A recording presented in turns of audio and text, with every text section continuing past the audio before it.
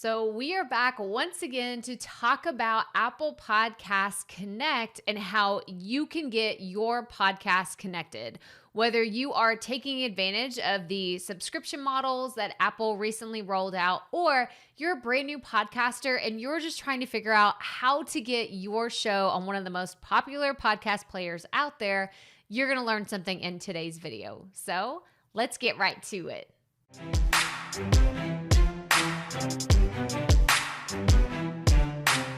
Hey y'all, Crystal here today, and like I said in the beginning, we're going to talk about how to upload your podcast to Apple Podcast Connect.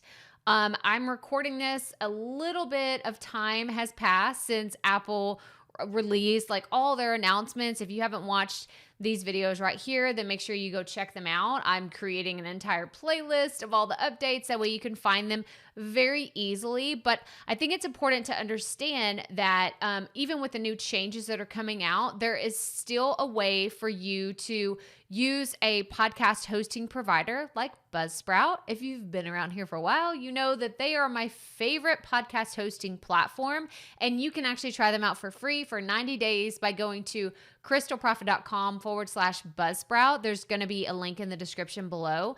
But I want to show you that there's two ways that you can upload podcast content into Apple Podcast. So let's talk about doing it from your podcast hosting provider and specifically from Buzzsprout and what that can look like. So what I love about Buzzsprout is the user interface. It's very easy to navigate. This is my show. This is the Proffitt Podcast. If you haven't checked it out, it's going to be linked below in the video description. But if I were to go into my account and go into directories, they actually have step-by-step processes for getting connected in all the places you want to get listed. By the way, I submitted to Pandora over a year ago. Nothing. Still nothing. Weirdest thing, right? So if you are having issues getting into Pandora, you're not alone. But if I wanted to get listed in Apple Podcasts, which it says I'm already listed, I can click on this and it would say get listed if it says listed because I'm already there. But here are the steps that you would take to get your podcast up in Apple Podcast. It's literally step by step.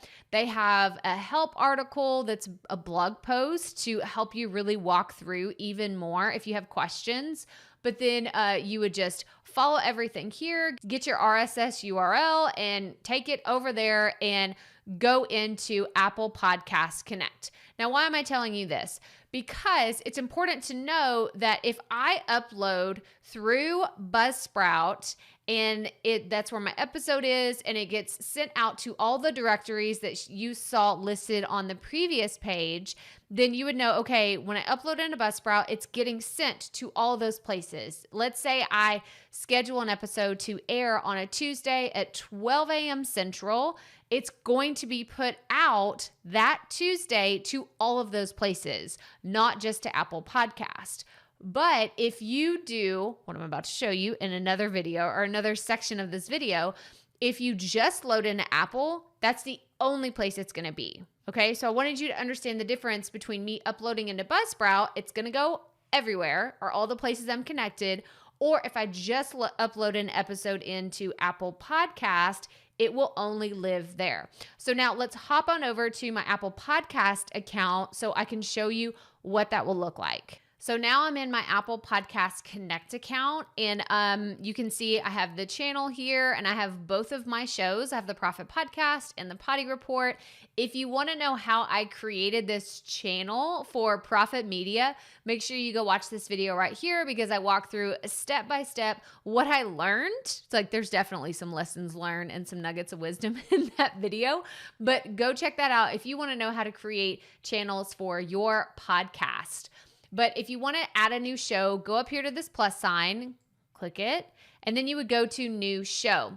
Now, this is where the information from Buzzsprout would come into play, right? If I had a brand new podcast, let's say I added another one, I can't even imagine adding another podcast at this point, but if I added another show, then I could click add new show. But that would mean it is only going to be there for Apple Podcast. Remember, not all the players that we talked about. So if I wanted to upload to Buzzsprout first, these are the steps you would follow. We talked about that, and you followed Buzzsprout's example of what to walk through and doing all the things, right?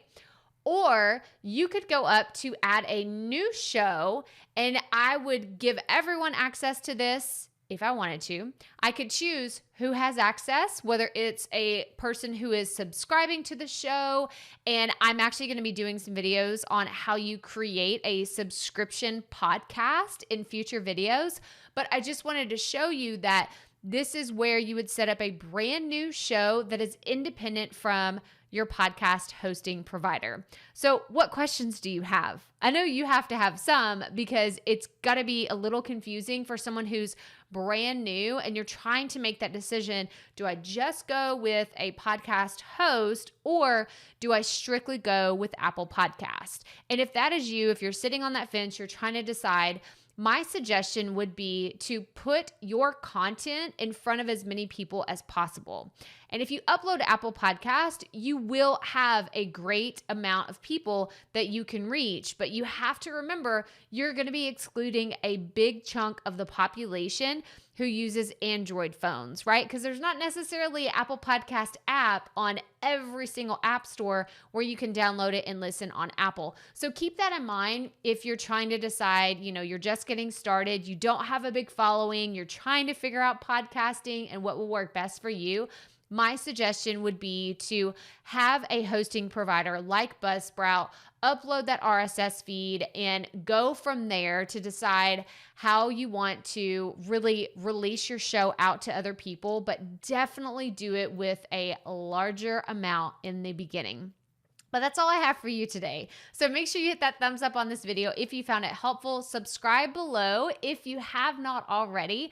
Make sure you check out these other videos right here, all about podcasting and running your online business. And make sure you check out our free training, 4 insider secrets every podcaster needs to know, linked in the video description below. And as always, remember, keep it up. We all have to start somewhere.